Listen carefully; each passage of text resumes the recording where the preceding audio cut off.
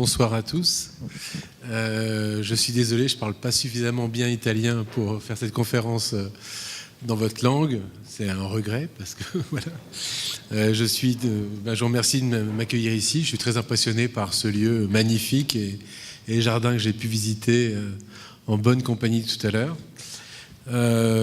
Très simplement, je pensais vous montrer quelques projets. Je ne suis pas un théoricien du paysage.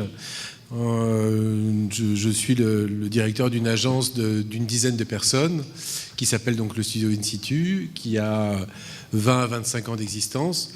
Et là, c'est plutôt de façon modeste, je voulais vous présenter quelques projets qu'on a pu réaliser, avec comme fil conducteur le thème de l'eau, parce que finalement, c'est un élément qui, pour tous les paysagistes, est un élément essentiel, fondateur, que ce soit l'eau qu'on récolte, qu'on draine, qu'on récupère.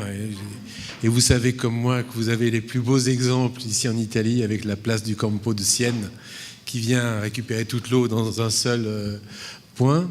Voilà, donc c'est l'eau qu'on récupère, c'est l'eau aussi qui vient fertiliser les sols, qui accompagne les plantations et c'est l'eau source de vie qui accompagne finalement de nombreux espaces publics. Donc on a travaillé sur ce thème-là à travers des projets très divers, certains qui sont très petits, très modestes, d'autres à plus grandes échelles, puisqu'on a eu la chance de pouvoir aménager les berges du Rhône à Lyon, puis d'autres berges actuellement, des chantiers qui sont en cours. Voilà, donc je vais simplement vous présenter quelques-uns de ces projets, et puis qu'on ait le temps d'échanger à la fin de cette présentation, tout simplement. Voilà. Allora, la presentazione riguarda una serie di progetti, 7, mi sembra di capire che sono 7 in tutto, che tutti hanno come tema comune quello dell'acqua, che è un tema che, come possiamo ben pensare, è un tema affascinante, che ha sempre affascinato tutti e proprio per questo affascina i paesaggisti, perché l'acqua è uno degli elementi più interessanti nel tema del paesaggio. Mi pare abbia detto che in Italia abbiamo degli esempi straordinari anche noi come spazi pubblici o esempi dove l'acqua viene utilizzata, ma lo sappiamo bene questo. E adesso vedremo questa serie di progetti che alcuni sono a grande scala, altri un po' più piccoli e tutti saranno comunque interessanti. Alors c'est un premier projet que je veux vous montrer qui est la place Lucie Aubrac à Saint-Martin-d'Hers, c'est à côté de Grenoble. C'est un projet très modeste qui a coûté très peu d'argent et où on avait une problématique qui était celle de recueillir les eaux de surface alors qu'on avait un budget très faible. Donc on avait un espace très compliqué, en fait un carrefour avec des voies dans tous les sens. On avait commencé à dessiner une place extrêmement composée avec des lignes, des choses. Et en fait ça ne pouvait pas résister à ce système urbain de banlieue où on avait des voies dans tous les sens. Allora è un primo progetto che è uno spazio molto complicato, come vedete, perché è uno spazio, je crois, dans la banlieue, vicino a un incrocio di strade e è un progetto che è costato molto poco, dove mi sembra di capire non c'è l'uso di linee rette, ma come vedete c'è una distribuzione abbastanza naturale, casuale della vegetazione. Alors finalement, on a changé complètement notre façon de voir les choses et on a proposé de créer des sortes de jardins de pluie, qui sont ces sortes de pastilles, qui sont des espaces qui sont en creux, qui viennent récupérer toutes les eaux de surface et qui, on voit sur l'image de gauche, ont constitué des vrais milieux où l'eau est très présente, où les arbres poussent, où les grenouilles sont venues s'installer même. C'est-à-dire qu'avec un budget dérisoire, on a réussi à créer une place qui est aussi un peu un jardin. Et en fait, on a aussi une école, une maison de personnes âgées, on a plein d'usages différents qui peuvent jouer autour de ces micro-jardins. È un giardino per accogliere la pioggia e i pioppi sono adatti a questo scopo naturalmente. Sono state create quindi degli ambiti umidi dove la vegetazione possa vegetare nel modo migliore possibile, ma dove la vegetazione naturalmente è adatta a questi suoli umidi. Et on voit ici, c'est à peu près le même espace à 5 ans d'intervalle. J'insiste là-dessus parce que pour les paysagistes, à la différence des architectes, on travaille sur un milieu vivant Et pour nous, la gestion du temps est aussi importante que celle de l'espace. Ecco, a 5 anni dalla realizzazione vedete il prima e il dopo, e vedete come la vegetazione si è sviluppata bene perché è stata scelta, questo lo aggiungo io, è stata scelta correttamente, una vegetazione in modo corretto, e questo fa capire quanto il tempo nel nostro lavoro, nel lavoro dei paesaggisti, è importante. Et on voit ici qu'en 5 ans, on a constitué des îlots de nature qui sont un peu inaccessibles. On a planté donc des saules tressés, vous voyez, qui sont ces clôtures, donc des clôtures vivantes qui empêchent l'accès à l'intérieur de ces jardins. Et du coup, c'est pour nous une démonstration que la nature peut être aussi urbaine, qu'on peut trouver en ville des vrais espaces de nature. Come vedete, gli ambiti sono circondati da queste siepi. Quello che si può dimostrare è che la vegetazione, la natura può vivere in città anche bene. Voilà. Je passe à un autre projet qui est un peu le même propos, mais à l'échelle d'un quartier. On a répondu à un concours avec des collègues architectes urbanistes pour l'aménagement d'un quartier à côté de Lausanne, en Suisse, un quartier de 50 hectares, donc une très grande dimension urbaine, sur une ancienne usine à gaz, où on voit la boule qui est ici, c'est la dernière boule de gaz qui restait de cette industrie. Donc un site très contraint, près d'une gare, mais avec un sol extrêmement pollué. Donc on verra comment on s'y est pris. Je vous laisse traduire. Questo progetto si trova vicino a Lausanne ed riguarda un quartiere situato vicino a una vecchia fabbrica, una vecchia centrale del gas. Quindi anche qui un progetto molto complesso perché abbiamo a che fare con un suolo fortemente inquinato. Non, je ne sais pas si on voit très bien sur ces images, mais toute notre proposition a consisté à installer un système de recueil des eaux de pluie par des canaux, parce qu'on ne peut pas infiltrer cette eau dans un sol qui est pollué. Donc tout le dessin finalement du quartier est induit par la façon dont on récolte ces eaux de pluie pour les amener vers un grand bassin de stockage. Allora, diciamo la prima operazione, che poi penso sia anche un po' il tema di tutto il progetto, è quello di creare un sistema di canali di raccolta dell'acqua che serviva proprio per depurare, in qualche modo pulire questo suolo attraverso questi canali che vengono concentrati poi in un bacino di depurazione. Et du coup, on réfléchit même, c'est un projet qui est en cours, qui va mettre des années à se mettre en place. On réfléchit même sur la façon de recycler la boule de gaz pour qu'elle puisse servir de stockage de l'eau. Alors, on travaille sur la fameuse boule de gaz, cette espèce de citerne, pour qu'elle puisse stocker désormais l'eau qui va servir à irriguer tout le quartier. Pour stocker l'eau, voilà. Vous avez utilisé On projette de faire ça, c'est pas encore fait. Ah, ok. Ouais. È un progetto, non è ancora fatto, ma l'obiettivo è quello di utilizzare appunto questa cisterna, questa enorme cisterna del gas, per stoccare l'acqua che poi verrà depurata. Donc on voit ici toute la trame urbaine. J'aurais du mal grosso modo, on a toute une série de lignes de petits canaux qui récoltent toute l'eau et qui convergent vers le grand parc central. On voit la boule rouge qui est la boule de gaz et un grand bassin étanche qui permet de stocker les eaux. Ces eaux sont utilisées aussi pour alimenter toute une série de jardins partagés, de jardins familiaux qui viennent se glisser dans ce système extrêmement poreux. On a appelé ça des coulisses végétales, un peu comme dans un théâtre, où on a ce système de coulisses à l'arrière de la scène qui permettent d'alimenter le théâtre, tout simplement. Vedete, si vede bene la trama qui del progetto, che è la trama dei canali, dei percorsi, ma soprattutto di questi canali che raccolgono l'acqua e la concentrano nel bacino di depurazione. Poi vengono create delle quinte, oltre che delle quinte che servono a, diciamo, delimitare l'ambito del canali. E poi la trama definisce anche una serie di giardini privati. Et en fait, j'ai tendance à considérer que le métier de paysagiste et le métier d'urbaniste sont étroitement liés. Nous sommes nous-mêmes paysagistes et urbanistes. Il n'y a qu'à voir la façon dont la plupart des villes se sont constituées sur un parcellaire qui, au préalable, était agricole. C'est-à-dire qu'il y a une espèce de continuité du tracé entre les parcelles agricoles et les parcelles de jardin qui deviennent finalement des parcelles construites.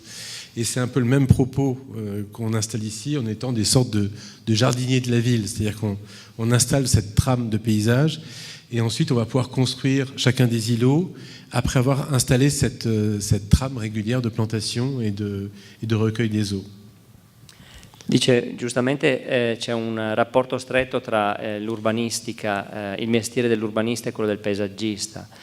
Il paesaggista ha questa sensibilità di disegnare gli spazi all'interno della città come se fossero gli spazi della campagna, dell'agricoltura, dell'organizzazione. Non c'è differenza tra l'organizzazione della campagna e quindi la razionalizzazione dei canali, dell'acqua e questo progetto. Ci sono delle affinità molto interessanti e qui però ovviamente si capisce anche quanto c'è una contaminazione fortissima tra il mestiere dell'urbanista e quello del paesaggista.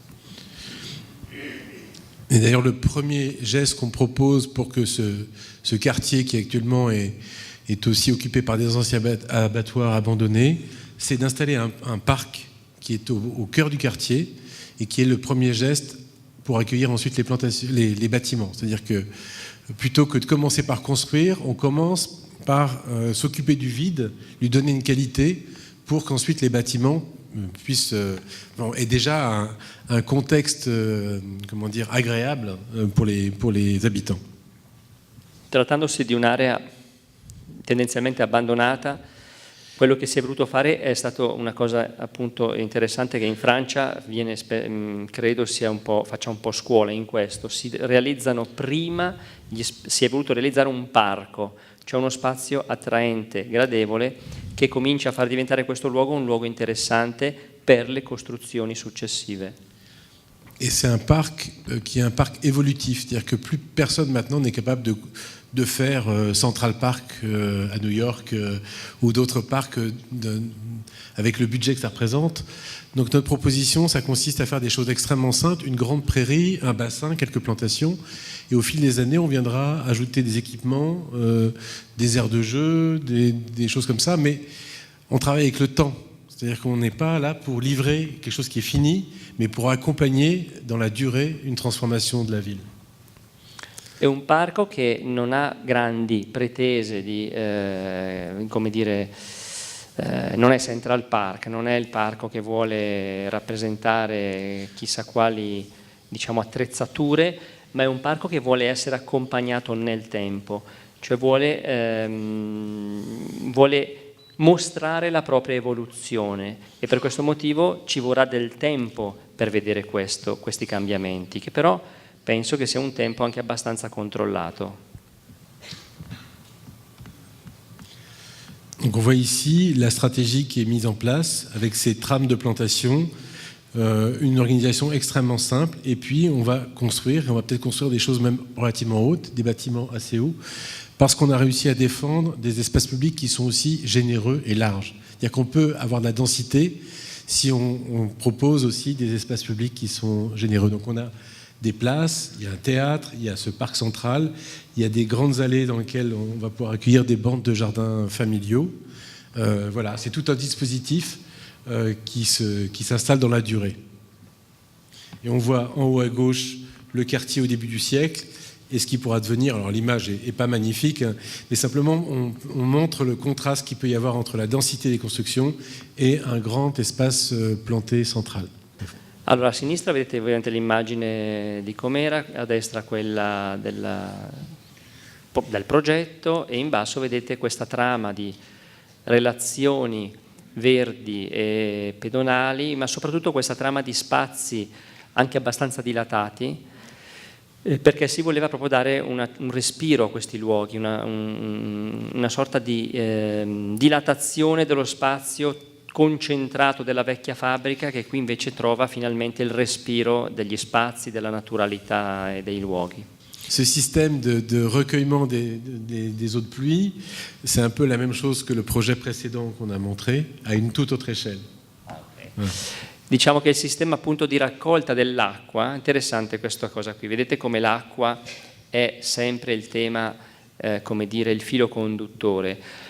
A questa scala il tema dell'acqua è più o meno lo stesso di quello che abbiamo visto a una scala molto più piccola nel progetto precedente, dove anche lì l'acqua è presente in un'altra forma, in una forma più, come dire, semplice, se volete, la pioggia che cade e bagna il suolo, no? Ecco, mi sono dimenticato di dire una cosa importante, perché visto il progetto ho fatto una domanda specifica. Questo progetto è stato naturalmente elaborato insieme a un'equipe di urbanisti di Parigi. Voilà, bon, ça c'est une photo de la maquette. On travaille aussi beaucoup en maquette, pas uniquement avec des images, mais avec des tests sur des volumes, sur les densités de plantation par rapport au volume bâti. Voilà, tout simplement. Questo è un modello e giustamente loro lavorano molto con i modelli piuttosto che, mi sembra di capire, con il computer. Voici un autre projet qui se trouve à côté de Lyon, à Villeurbanne. Villeurbanne, c'est une cité qui jouxte Lyon, qui est une ville assez populaire, dans laquelle il y a eu une opération d'urbanisme dans les années 30 qui est assez exemplaire, qui s'appelle le quartier des gratte-ciel, qui a été fait par un urbaniste qui s'appelle Maurice Leroux à l'époque. Vous voulez que je traduise? Vous voulez peut-être traduire maintenant? Ouais. Donc c'est une création vraiment comme une ville nouvelle des années 30, avec une pièce maîtresse qui était la place Lazare-Goujon, qui est le nom du maire de la ville. On voit les bâtiments, ces bâtiments des années 30 extrêmement denses, et puis le théâtre et l'hôtel de ville.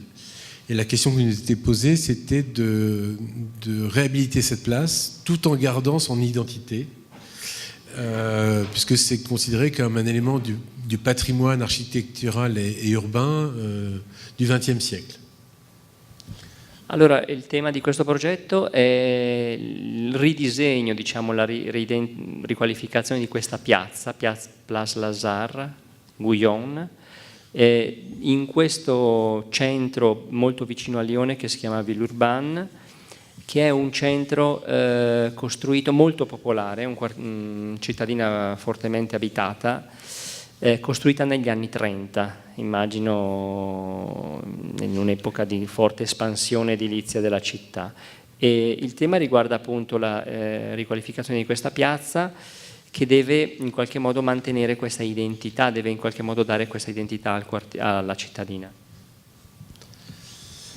Donc les architectes des monuments historiques nous ont imposé de retrouver les deux bassins qui existaient auparavant. On voit ici la photo ancienne de l'état de la place, qui était en sale état, avec des bassins, des fontaines au milieu, un peu comme des pâtisseries, un peu imposantes, et puis derrière, autour un espace extrêmement stérile et sec. Et on voit par contre qu'il y avait aussi deux portiques, des petits portiques.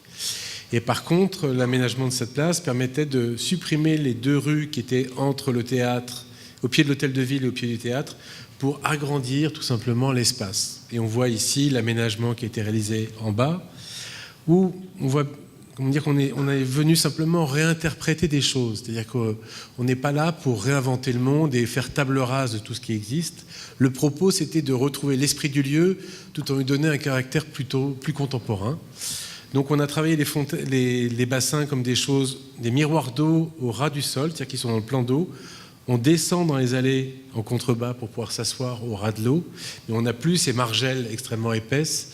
On a changé complètement le rapport à l'eau et on est venu planter de façon beaucoup plus abondante les bords pour recréer une sorte de grande clairière urbaine. Allora, la richiesta era quella di riproporre un po' i due bacini d'acqua che erano nella foto storica, lo vediamo in alto, con queste fontane molto monumentali, e però sostanzialmente si voleva riproporre questa immagine. Allora è stata riproposta attraverso due specchi senza fontane in mezzo, molto semplici, due specchi d'acqua, che si possono toccare, si possono utilizzare.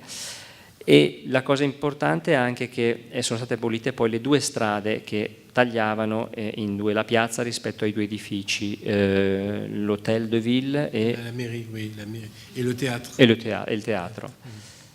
E poi sono state riproposte delle fasce di vegetazione al bordo. Donc on voit ici le travail qui a été fait sur les plantations. Bon, la photo en haut à gauche n'est pas passionnante. On voit les portiques qu'on est venu reconstruire mais agrandir, qui constituent des sortes de filtres par rapport aux rues latérales. Donc là c'est une réinterprétation parce qu'on nous demandait de reconstruire ces portiques, mais il fallait qu'on les réinterprète et qu'on les redimensionne. Et on voit ici le jeu des plantations autour d'un grand espace central. Et c'est vrai que c'est quelque chose qui est assez récurrent dans notre façon, c'est qu'on cherche à ne pas encombrer l'espace, mais à retrouver toujours un espace central qui soit une sorte de scène où tout est possible, où on peut avoir des événements, des fêtes, on peut vider les bassins et accueillir une scène par exemple. Et par contre, concentrer sur les bords les spectateurs, c'est-à-dire qu'il y a toujours un peu les acteurs et les spectateurs sur une place, et c'est un peu ce rapport qu'on essaye de mettre en place. Si è un po' voluto ricreare una sorta di spazio centrale attraverso la costruzione dei bordi, che come vedete sono dei contenitori di vegetazione con delle sedute che in qualche modo si affacciano all'interno, quindi verso questi specchi d'acqua che costituiscono un po' la scena urbana, una sorta di théâtre, si vogliamo, no? Un théâtre all'aperto. Et là aussi, c'est une thématique qu'on retrouve, c'est qu'on est à la fois dans une place et dans un jardin. C'est-à-dire qu'on travaille les lisières comme des lieux assez épais où on peut venir s'asseoir à l'ombre, où on peut sentir le parfum des fleurs, où on est dans une relation où une place n'est pas forcément entièrement minérale, mais où le végétal peut trouver sa place. Quindi una piazza non completamente minerale come lo era la precedente per esempio, ma una piazza dove la natura, gli elementi vegetali giocano un ruolo importante, l'ombra, il fresco, i profumi anche dei fiori. Donc on voit ici le jeu des bassins, où là aussi les jeux d'eau, plutôt que d'avoir des fontaines centrales monumentales, on a travaillé sur des jeux très fins, des jets d'eau très fins qui se promènent, c'est-à-dire qui font comme des sortes de bonds, comme des ricochets sur l'eau. Et bon, l'été, c'est noir de monde parce que ça apporte beaucoup de fraîcheur et ça devient une sorte d'animation à peu de frais parce que finalement, c'est des éléments de fontainerie qui sont très très peu coûteux. Come vedete lo specchio d'acqua è molto frequentato, è molto utilizzato per rinfrescarsi nei mesi estivi e ci sono questi giochi d'acqua molto interessanti, molto divertenti che costano anche molto poco, sono costati molto poco. Donc on voit ici la vue de nuit, donc avec une composition extrêmement simple et rigoureuse, mais là depuis ça a beaucoup poussé, hein, c'était juste au moment de l'inauguration, mais on voit ce triptyque avec les 2 bassins, l'espace central. On peut vider les bassins et avoir d'un seul coup une grande place sur laquelle on a d'autres usages, et le reste du temps c'est des jeux de... Ecco, vedete la composizione molto semplice, razionale, molto essenziale. La piazza è interessante perché può essere molto movimentata come l'avete vista prima, oppure può essere anche una vera e propria piazza statica come in questa immagine. On voit sur les côtés les 2 portiques qu'on a agrandis et puis les 2 rues latérales qui ont été transformées en allées et en lisières finalement. Voilà. Ecco, si vedono i 2 portici che io non avevo mai capito che ci sono questi portici effettivamente, lateralmente sì, lungo la strada.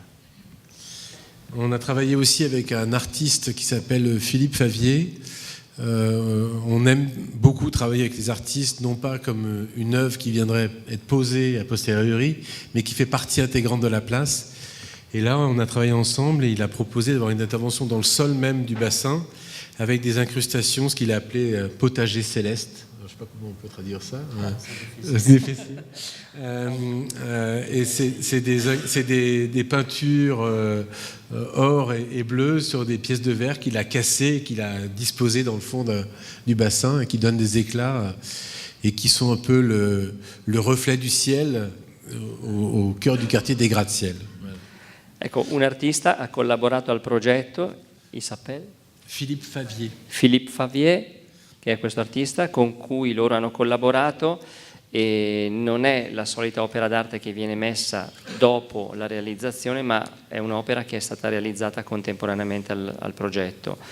E sono questi, diciamo, segni, questi colori dorati, verdi, blu, adesso li vedete meglio voi di me, forse gialli, sul fondo del bacino d'acqua, che sono stati chiamati potager céleste. Vuol dire orto celeste. Potager tradotto in italiano è orto. Questo riflette un po', gioca anche un po', diciamo, sulla luce, il cielo, i riflessi del cielo sull'acqua, quest'opera. Un autre projet que nous avons eu la chance de réaliser, c'est l'aménagement des berges du Rhône à Lyon.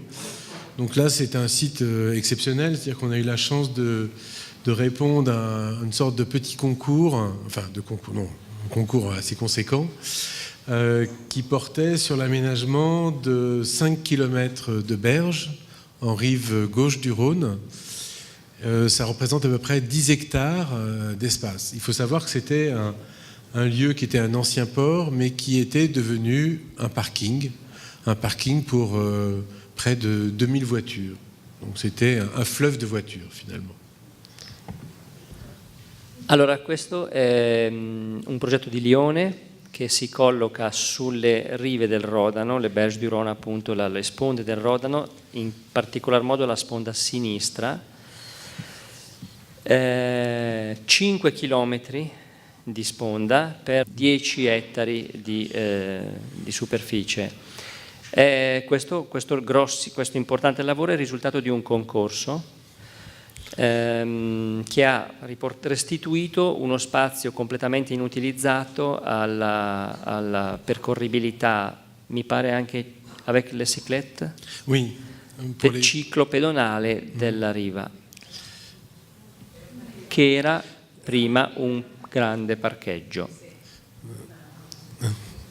Et alors, ce qui est très intéressant, c'est que c'était un concours, mais qui était extrêmement ouvert. Donc, on a été 5 équipes retenues à faire une offre. On a travaillé avec Françoise Jourda, architecte, et avec Coup d'éclat, éclairagiste. Et la question était extrêmement ouverte. Il nous disait, proposez-nous ce que vous voulez. La seule chose dont on est sûr, c'est qu'il n'y aura plus aucune voiture à cet endroit-là. Allora l'obiettivo era molto aperto e è stato chiesto loro di fare quello che volevano, ma non volevano più avere neanche un'automobile. Donc ce qui était une position assez courageuse de la part des élus. Et on a proposé des choses assez simples, à savoir développer une grande promenade pour les piétons et pour les cycles.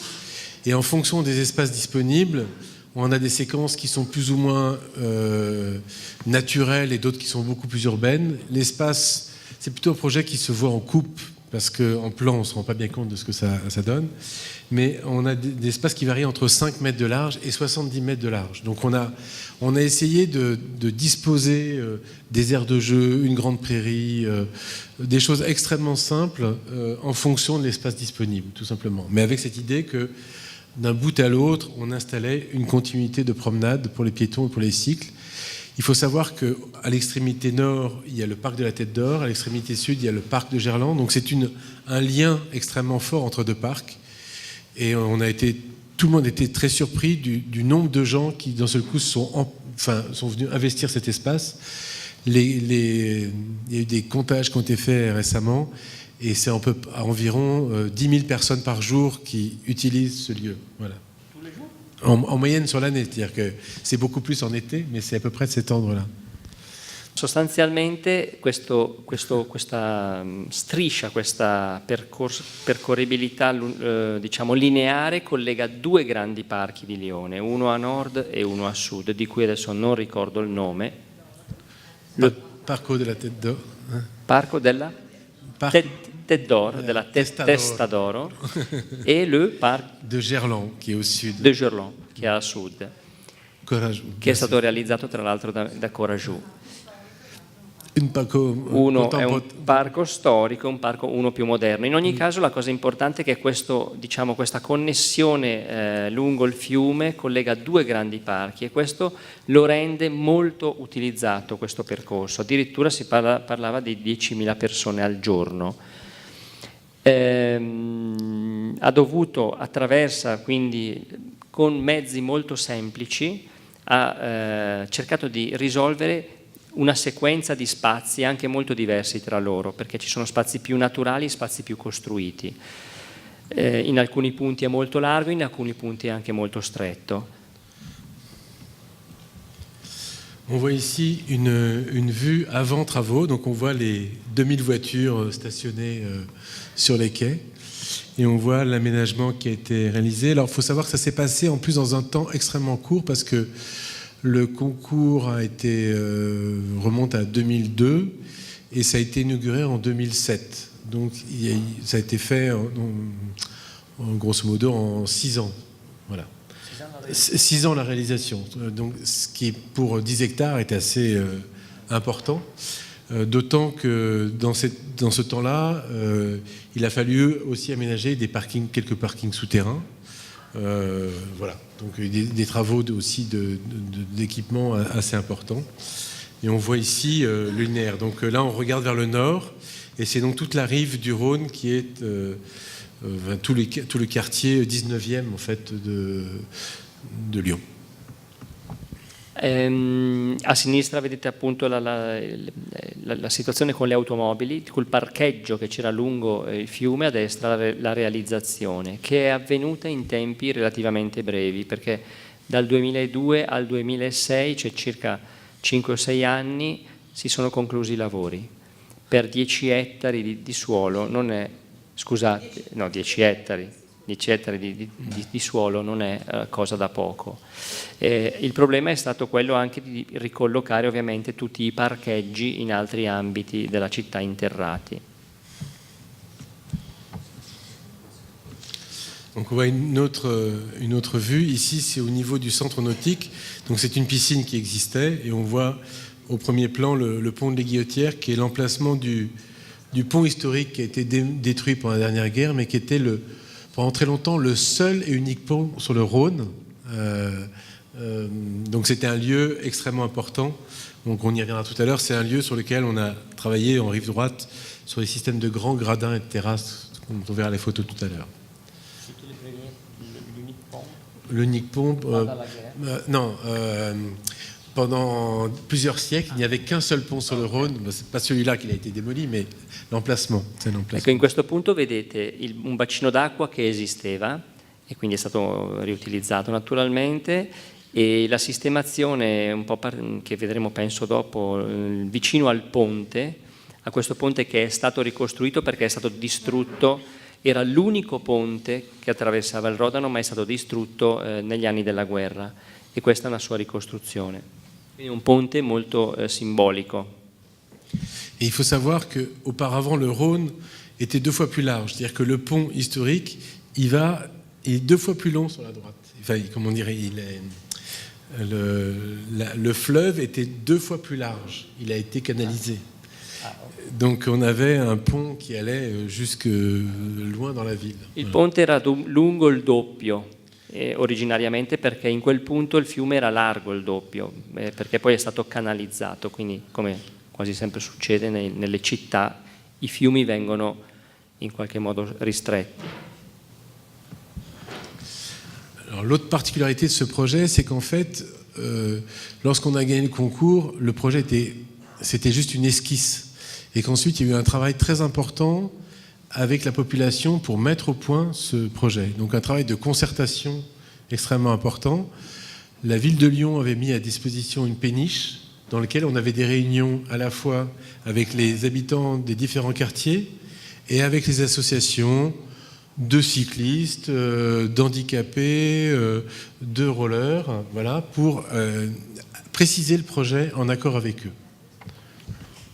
Quindi da quando parte il progetto, questi che vedete sono degli schizzi, delle elaborazioni anche molto libere, risultato di una interessante, mi sembra anche di tradurre qui stasera, un'interessante, come dire, attività di partecipazione, cioè la città di Lione ha messo a disposizione un'imbarcazione, la Péniche è un'imbarcazione fluviale di trasporto per dialogare con le singole parti della città, l'associazione dei ciclisti, i residenti dei quartieri, per avere da loro degli input progettuali. Et de ce fait, on a été amené à produire des documents graphiques qui puissent être compréhensibles par tout le monde. Donc on a fait cette espèce de vue scénographique qui représente tout le linéaire du Rhône. Donc c'est un document qui fait plusieurs mètres de long et qui permettait que tout le monde se mette autour de la table pour bien se représenter les lieux avec la représentation de la ville qui était derrière, les ponts, ce qu'on ne voit pas très bien sur un plan ou ce qui est difficile à comprendre quand on fait des coupes par exemple. Donc on s'est doté d'outils de représentation qui permettaient d'avoir ce dialogue avec la population. Questi disegni sono serviti proprio per far parlare, per dialogare con la popolazione, disegni quindi rappresentativi, diciamo semplici da leggere anche per chi non è del mestiere. Donc c'est une sorte de bande dessinée qui représente les différents lieux et qui a permis de discuter et de convenir de l'endroit où on pouvait, par exemple, il y a des demandes très fortes de dire nous on veut de l'herbe pour pouvoir s'asseoir dans l'herbe et pique-niquer.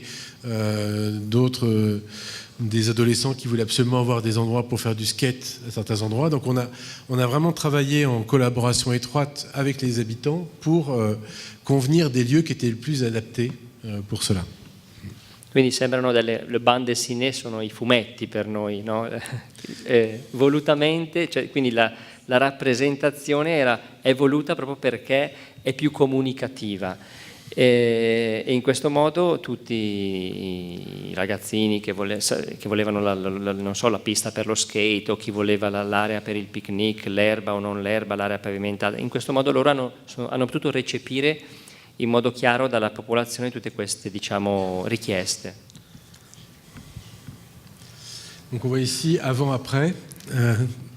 Donc on a cherché à faire des espaces qui soient les plus ouverts et les plus libres possibles.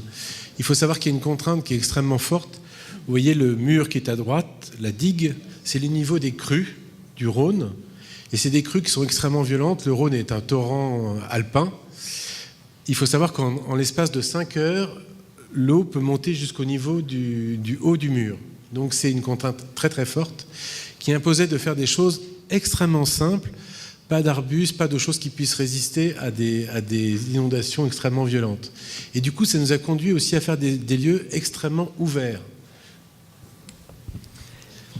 Sono stati concepiti luoghi completamente aperti perché, e come vedete anche poco strutturati, perché il Rodano è un fiume alpino, una sorta di grande torrente che può esondare. E quindi c'è l'esigenza di controllare questa eventuale esondazione, di lasciare che l'acqua possa defluire tranquillamente.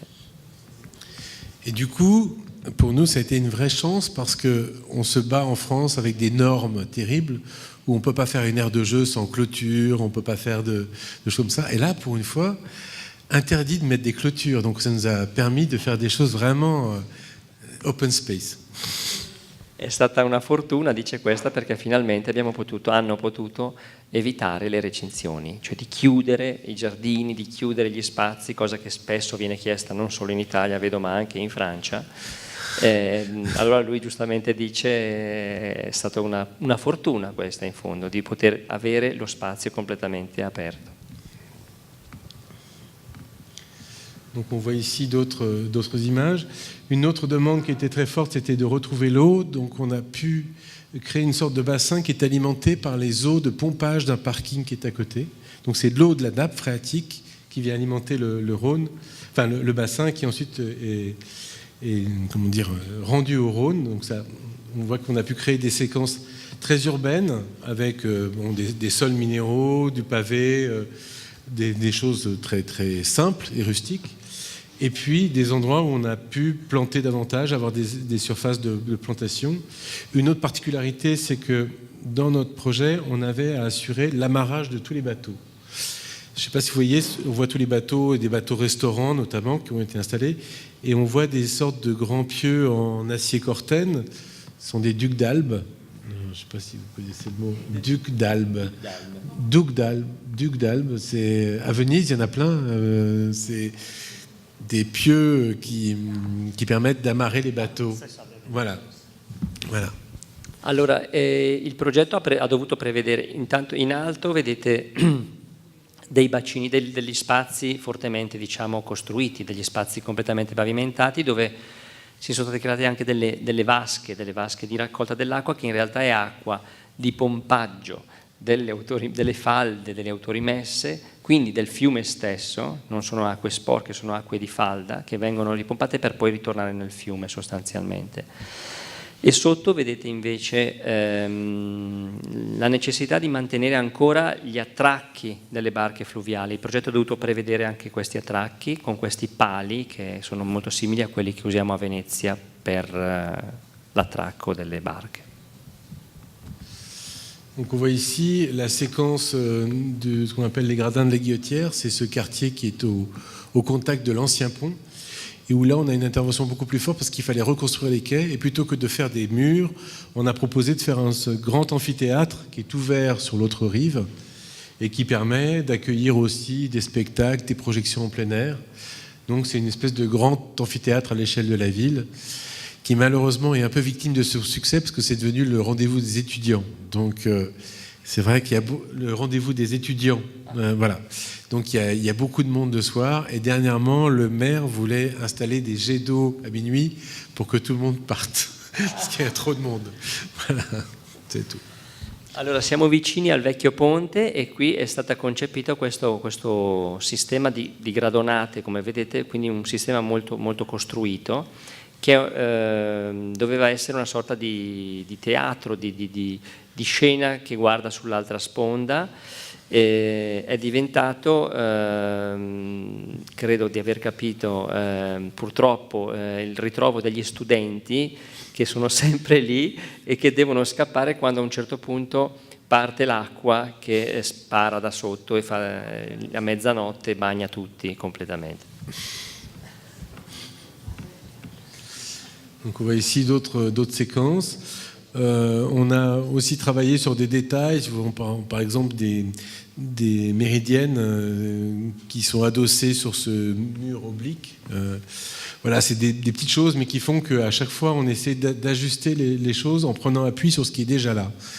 Ça aussi, c'est, je pense, une pratique de paysagiste, c'est-à-dire qu'on n'intervient jamais sur un endroit qui n'a pas d'histoire.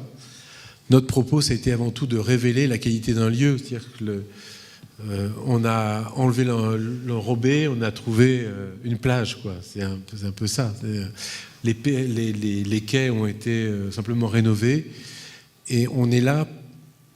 On n'est pas là pour refaire le monde, mais plutôt pour lui redonner de l'usage. Voilà. Et le propos ici, il s'est surtout porté sur quelle qualité d'usage on pouvait proposer à chacun de ces lieux. Qualche dettaglio del percorso dove si notano alcuni elementi che sono stati lasciati perché come per esempio questi tagli, queste incisioni sul muro, mi sembra di capire sul bastione, no? Che vediamo in scarpata, ma la cosa che ci teneva a dire è che questa modalità di progettazione, quello di lasciare quello che si trova nel progetto, è un po', diciamo, il modo di lavorare del paesaggista, che non deve stravolgere un luogo, ma modificarlo, come dire, valorizzando quello che c'è in molti casi. Donc là, on voit d'autres lieux. À certains endroits, c'est juste une piste cyclable qui passe. Des plantations, on vient loger une aire de skateboard, des choses comme ça. Bon, c'est des choses extrêmement simples. Ecco, qui vediamo la pista, c'è con le attrezzature per lo skate, c'erano. À d'autres endroits, alors, les candélabres, les grands mâts, ils existaient avant, hein, c'est pas nous ça. Je préfère. Voilà, ecco, non sono opera loro queste torri. Voilà. Non, mais on est venu installer ces grands bols de skate, par exemple, dans les terrasses. Là aussi, on a mis en scène finalement un usage des adolescents, non pas dans un coin où ils sont relégués, mais où on les met en avant finalement dans un espace près d'un pont où tout le monde vient les regarder, quoi. C'était une façon aussi de mettre en scène l'usage des lieux. Et à droite, c'est ce qu'on appelle l'estacade, c'est-à-dire qu'on avait un passage extrêmement étroit le long de la piscine, et on a vu l'agrandir, et il est en porte-à-faux au-dessus du Rhône. Donc c'est toute une série de séquences qui sont très diverses, mais qui permettent d'installer ce grand fil conducteur avec un gradient des séquences les plus urbaines et minérales en partie centrale, à des espaces où on a travaillé sur la renaturation des berges, c'est-à-dire des choses très végétales en amont et en aval. Qui vedete a sinistra una interessante soluzione per lo skate dei ragazzi, che non è stato relegato come spesso succede in un angolo perché non li si vuole vedere. Qui invece si è voluti proprio metterli in scena, cioè lasciarli in uno spazio centrale e renderli spettacolari. Nella parte invece a fianco, nell'altra immagine, vedete come il percorso per esempio diventa una linea molto stretta, un corridoio molto stretto. Questo perché appunto questo percorso lungo 5 km è spesso diverso, laddove incontra spazi stretti diventa molto costruito, laddove si allarga può dare spazio a luoghi naturali, un po' naturali. Ah, je crois que c'est fini, alors voilà, on passe encore à un autre projet, encore une autre rivière. Là on est à Rochetaillé, c'est tout près de Lyon, c'est en amont, c'est vers Trévoux justement, voilà. Et c'est sur la Saône. Vous savez qu'à Lyon on a la chance d'avoir deux rivières, donc il y a le Rhône et la Saône. Et là c'est l'aménagement d'une zone beaucoup plus naturelle. C'est un projet qui a été lancé par la communauté urbaine de Lyon, avec 7 séquences qui ont été confiées à 7 paysagistes différents, et avec l'idée qu'on ait un vocabulaire commun et un travail sur un parcours qui n'est pas tout à fait continu, mais presque, et l'accueil d'œuvres d'art. Allora, qui ci troviamo a Rochetaillé, siamo sulla Saône. Sapete che a Lione ci sono 2 fiumi, non tutti lo sanno, lo dico, uno il Rodano e uno la Saône. Qui tra l'altro ci troviamo a nord di Lione, credo, perché mi ha detto che siamo vicini a Trévoux, un paese che conosco, e ci sono, la zona come vedete è molto più naturale, quindi c'è una presenza della naturalità molto più forte, e se ho capito bene ci sono 7 progetti diversi di 7 paesaggisti diversi, quasi non completamente ma quasi uniti questi progetti sono. C'est un aménagement qui a suivi l'aménagement des berges du Rhône, où la volonté c'était de dire après le Rhône on va s'occuper de la Saône.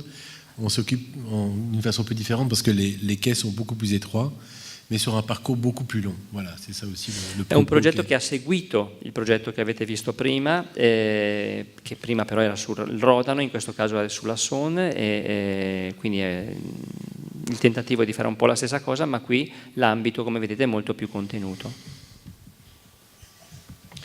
Donc là aussi on voit des images avant-après, pour montrer simplement qu'on a eu des interventions très ponctuelles. Par exemple sur les images qui sont en haut, on avait des modelés de sol énormes, parce qu'en fait on s'est aperçu que l'État était venu remblayer, faire des grosses buttes suite aux travaux d'aménagement d'un tunnel. Ils avaient pris toute la terre qui est dans un tunnel pour faire des grosses buttes, ce qui fait qu'on ne voyait même plus la rivière.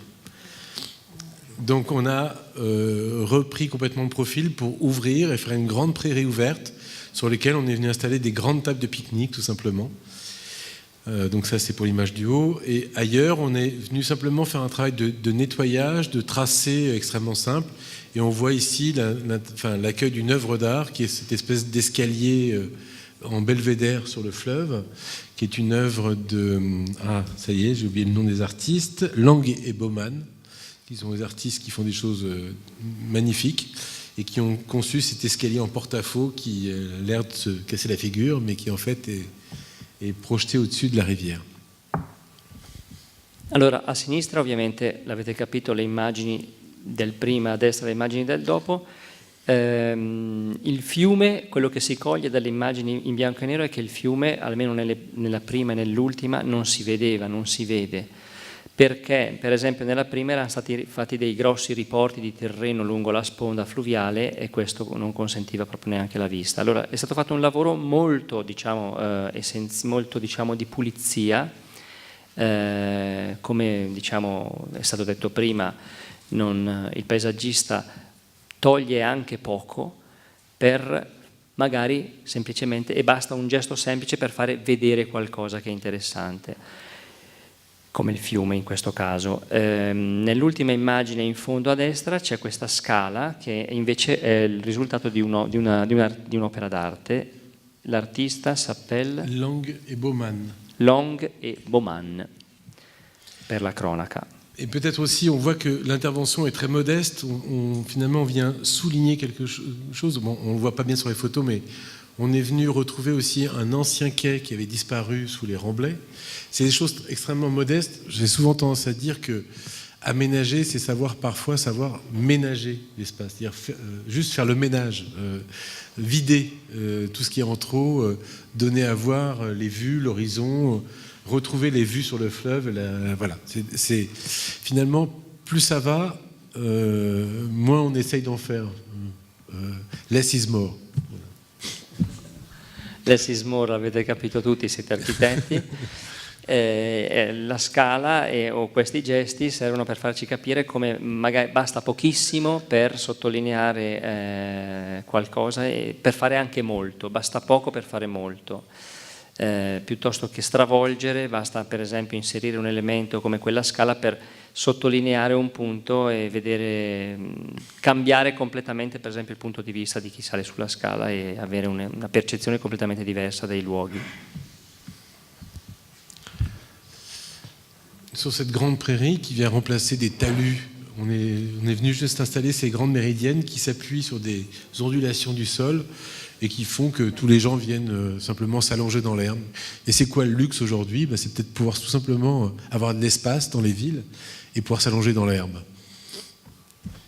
Lo vedete da voi, con grande semplicità sono state messe queste sedute per poter godere del paesaggio, del fiume e sedersi sull'erba, cosa che è diventato quasi un lusso per chi vive in città. Donc on voit ici l'aménagement en plan. On ne se rend pas bien compte, mais en fait c'est un espace qui est tout en longueur et c'est vraiment comment on installe des continuités et comment on vient aussi rétablir des transversalités pour se raccrocher à la ville. Alors sur le plan on ne se rend pas bien compte, mais c'est toute une série c'est presque un travail d'acupuncture finalement où on intervient sur des points très précis où on concentre l'intervention sur des choses très ponctuelles. Oui. Come vedete è un sistema lineare dove soltanto in alcuni punti molto precisi, come fossero delle punture, viene fatto qualcosa di importante. On voit ici d'autres interventions artistiques. Là, c'est une intervention artistique de Tadashi Kawamata, qui est un artiste japonais, qui est intervenu sur les 7 séquences confiées aux 7 paysagistes à chaque fois avec un clin d'œil sur une intervention en bois. Là, c'est une cabane perchée qui n'est accessible, où tout le monde essaye d'aller, mais personne n'est encore arrivé, je crois. Voilà. Et voilà, donc c'est aussi une intervention tout à fait poétique. Voilà, tout simplement.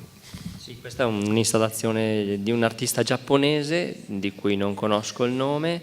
Tadashi Kawamata. Tadashi Kawamata. Voilà.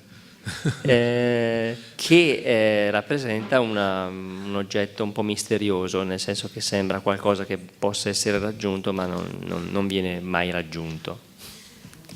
On voit l'escalier de Lang et Baumann à droite. Voilà encore d'autres images tout simplement.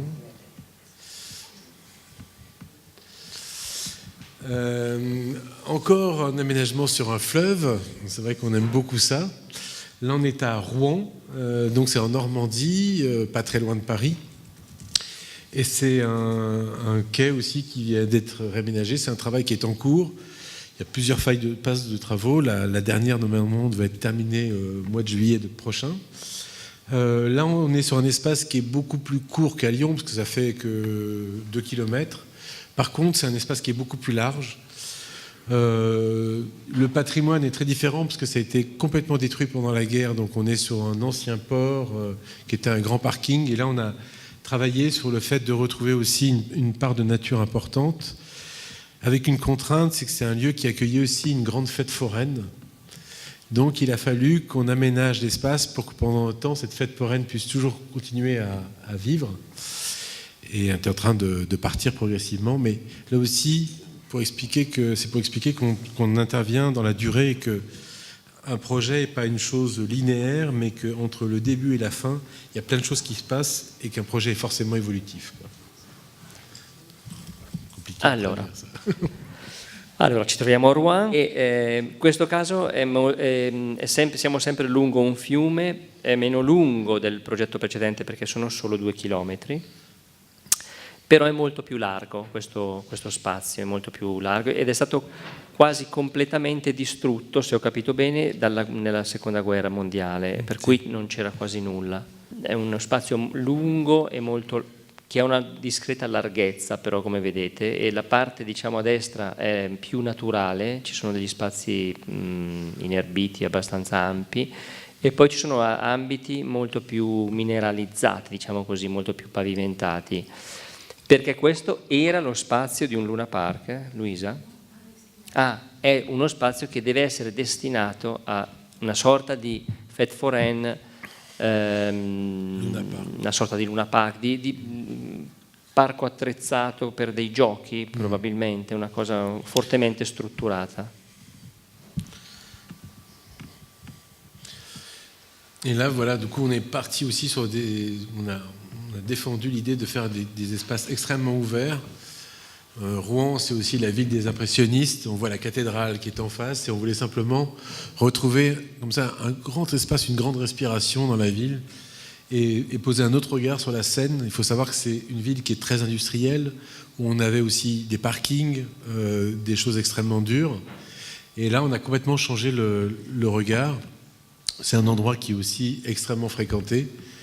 Il faut savoir aussi que finalement les rivières, les fleuves dans les villes sont des chances formidables parce que c'est l'occasion de retrouver un contact avec la géographie. Et si autant de villes se tournent vers leurs fleuves et se préoccupent de leur aménagement, parce qu'on s'aperçoit que on n'est plus capable de faire des parcs d'un seul tenant de plusieurs hectares. Par contre, installer des continués de promenades, de parcours qui accompagnent des fleuves, qui accompagnent des reliefs, ou qui mettent en communication différents parcs, des sortes de corridors. Là, il y a vraiment des choses à faire. C'est pour ça que moi je parle plus tellement d'espace public, mais de paysage public. C'est-à-dire la notion de passer à une autre échelle pour rétablir des continuités de parcours et de promenades, par exemple, qui peuvent être pratiquées par les piétons, par les cycles, par tous les modes doux.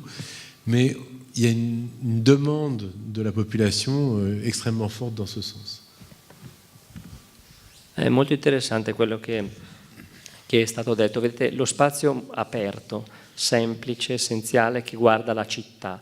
Quindi c'è un rapporto fortissimo tra questo spazio, il fiume e la sua città.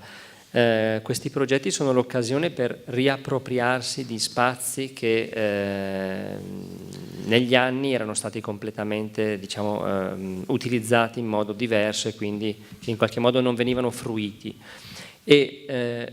La cosa interessante che è stata detta è che le sponde fluviali, penso che in Francia questa cosa avvenga molto più che da noi, sono l'occasione per restituire questi luoghi alla gente, alla percorrenza, alla città, e sono luoghi pubblici e in questo caso specifico noi li chiamiamo paesaggio pubblico.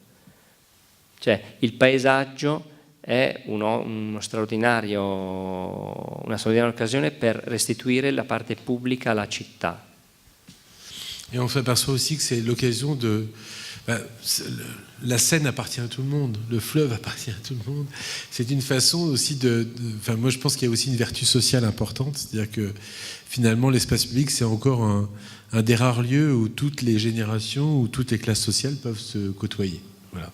Et cette vertu de citoyenneté me semble importante à souligner, à rappeler.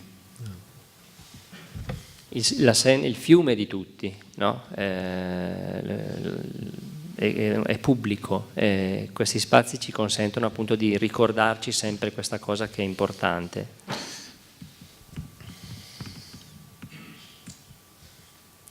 Ouais, d'autres espaces.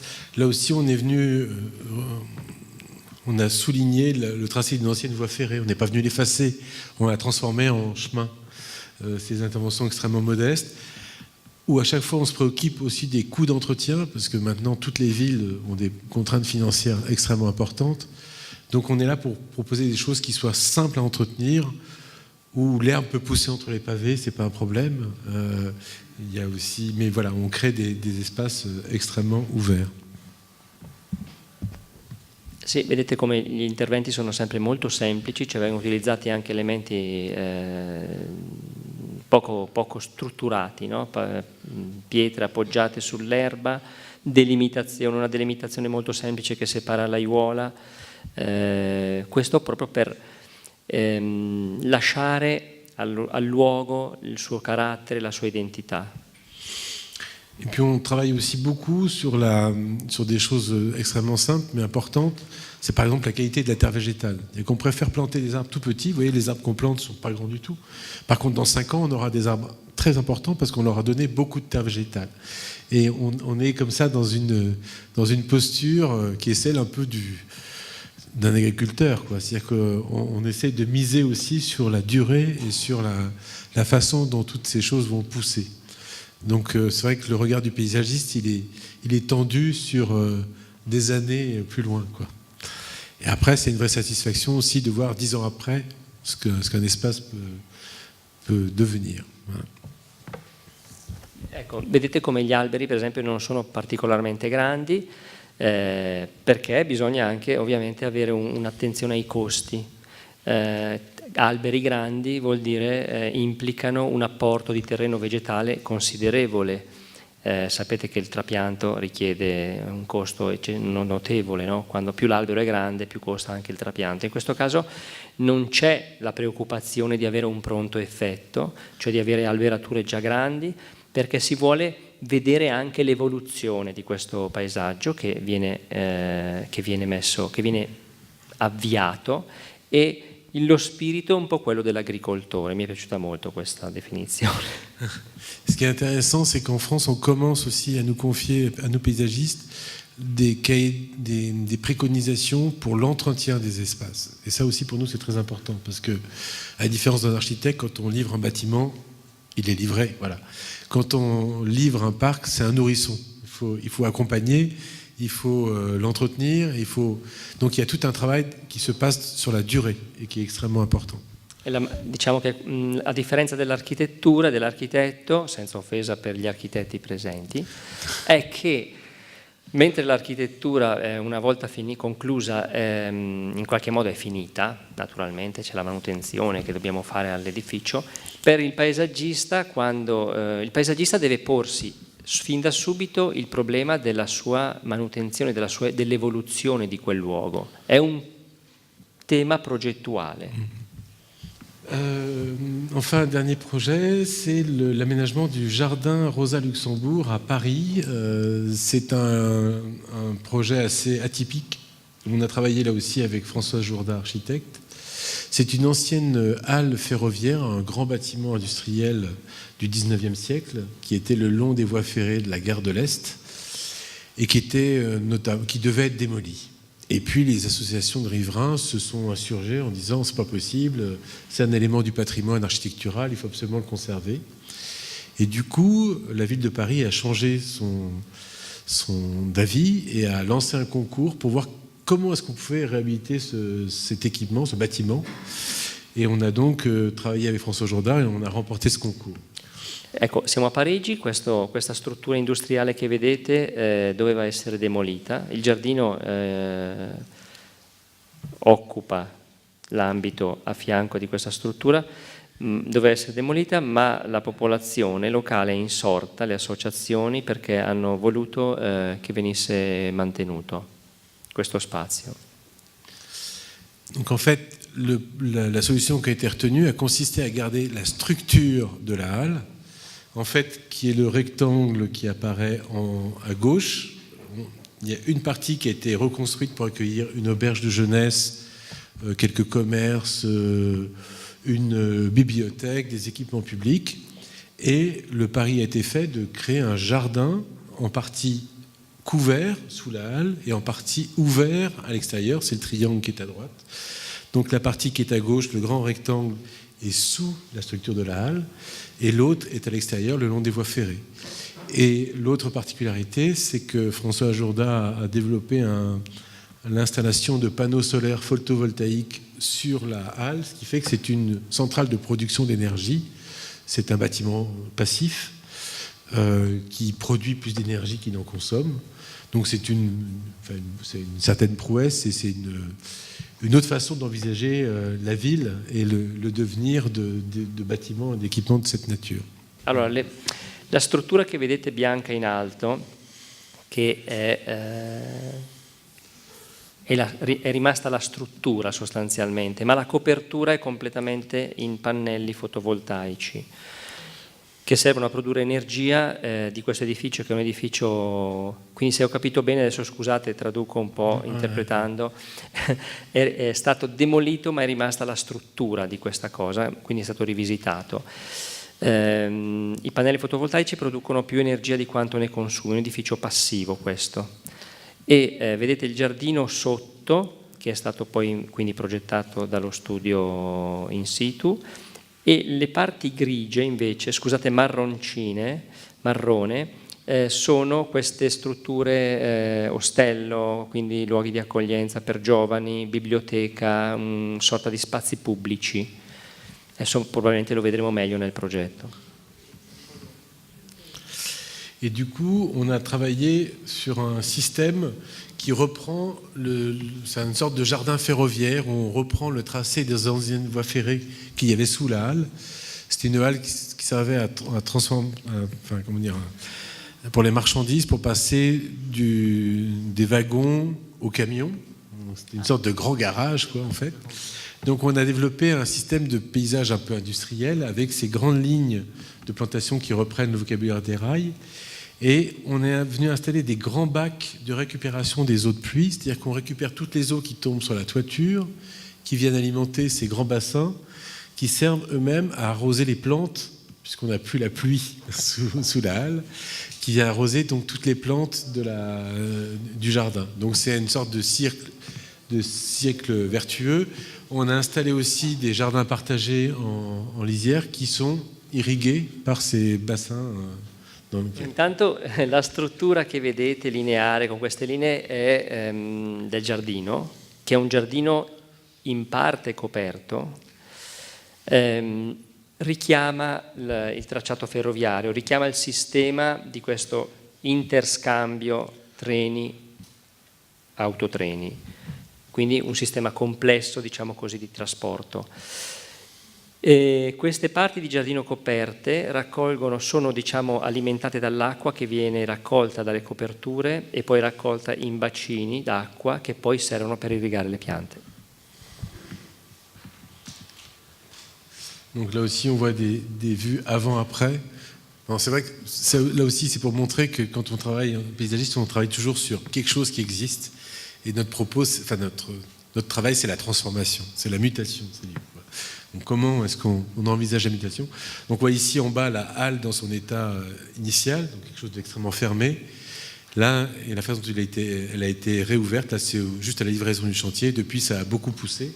On est dans une sorte de sous-bois. On a travaillé avec des essences végétales aussi, qui sont des essences qu'on trouve à l'ombre d'un bois. Donc voilà. Et puis on voit ici les différents lieux et la transformation de cet espace. C'est du recyclage finalement. Ecco, vedete come è molto interessante proprio lavorare con quello che c'è, ma io direi anche con la complessità di quello che c'è in questo caso e tentare poi di interpretare questi luoghi.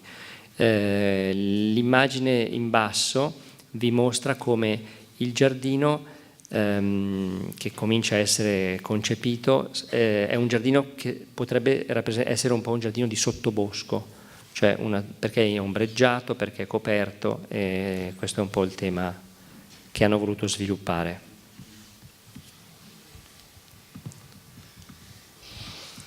Scusate, il tema, che giustamente è stato detto, il tema del riciclo, del riciclaggio dei materiali.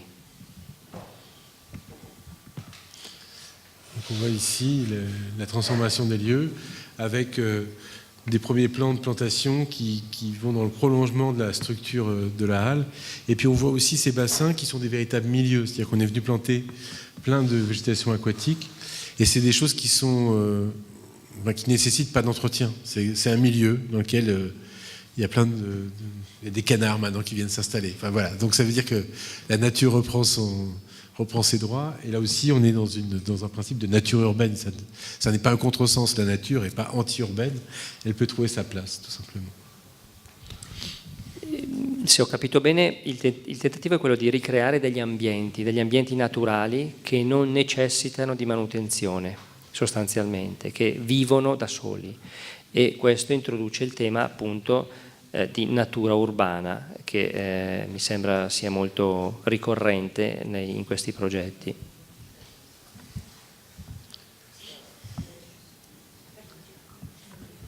Donc on a aussi des aires de jeu, enfin des choses comme ça. Et pour conclure, finalement, notre propos, si on peut faire des lieux qui soient beaux, tant mieux, mais la priorité pour nous, c'est que ce soit des lieux qui vivent. Donc que ce soit pour les habitants ou les riverains, comme pour la végétation qui vient s'y installer. Mais finalement, le propos, c'est ça, c'est de faire des lieux qui vivent. Non è tanto il bello quello che vuole essere proposto, che naturalmente se c'è va bene comunque, ma è luoghi vivi che vivono. Sono i luoghi che vivono, che vogliono essere rappresentati e visitati.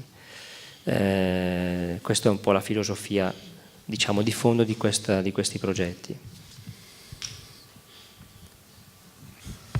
Ecco qua.